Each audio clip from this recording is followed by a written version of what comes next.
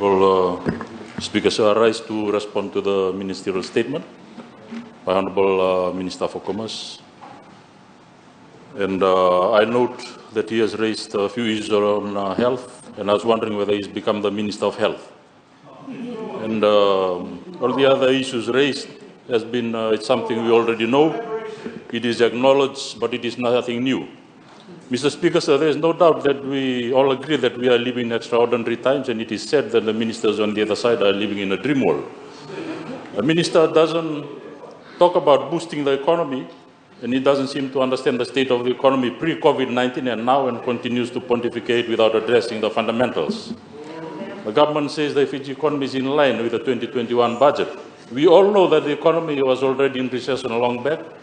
4 years ago, despite the economy in recession, the government continued to be bullish on expenditure and refused to consolidate government finances. The ministerial statement confirms this trend.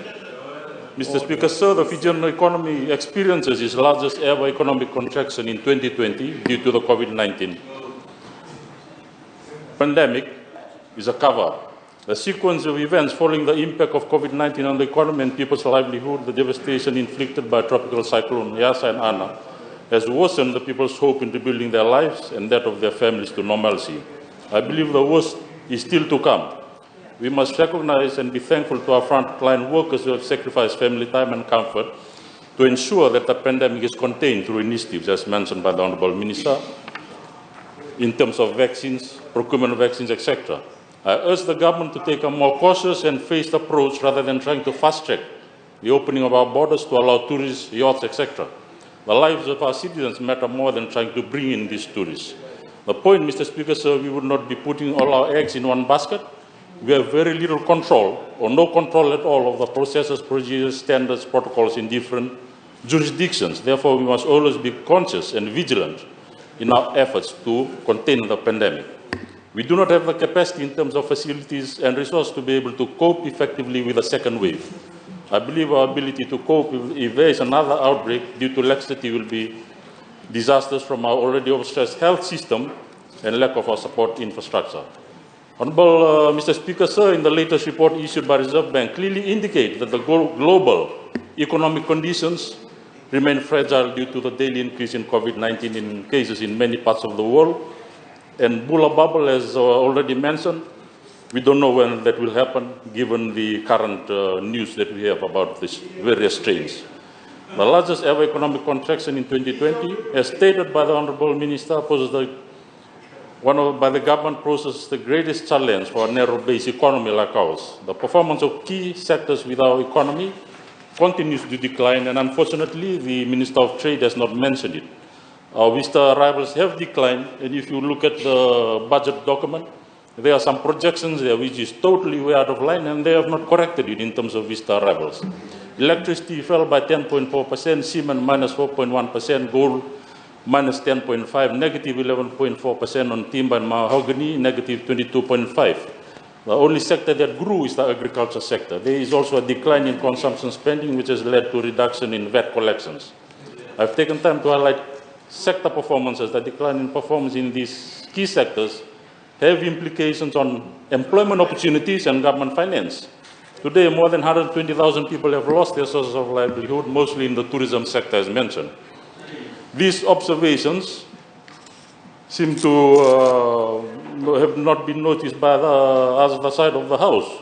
And these are based on analyses and from the data from the Bureau of Stats, Reserve Bank, and it is not plucked out of thin air. It is unfortunate that the Minister of Trade continued to turn a blind eye on the sound advice that is necessary for adjustments in terms of our moving forward. The government finances are in precarious state, and government debt has increased fourfold from 2.5 billion in 2006 to almost 9 billion today. Instead of consolidating finance, the government has continued spending on the consumption and continued borrowing to finance consumption-driven economy rather than encourage capital formation. This debt has to be repaid, Mr. Speaker, sir, and it is no use pontificating about all these initiatives when this debt continues to grow. So we are currently in a debt trap which continue to spiral downwards. Mr. Speaker, sir, for the sake of our nation and our people, I call on the government again to take a more bipartisan approach to work with a common goal, with all of us, including not only us, but also the private sector, civil society organizations, trade unions, and have a national economic summit, which they have refused to do so up until now. The problem is they think they are always right, and they will never listen to the other side or any other sectors of our society. And finally, I'd like to ask the Honorable Minister, what happened to the $1,000 in the cash contributions that you were distributing prior to the 2018 elections? Will that happen again or not? The other question I had, there's no initiatives, there's something on youth business. What about youth employment for cash? There are a lot of civil project works that need to be done, and we can employ youth in that, given the high unemployment of our youth and the restrictions being placed on the scholarships by Honorable Minister of Economy. That, sir, is my contribution. And to end, I'd like to ask the other side of the House, what is happening to the homes rehabilitation and repairs in terms of the two cyclones? Where is the program?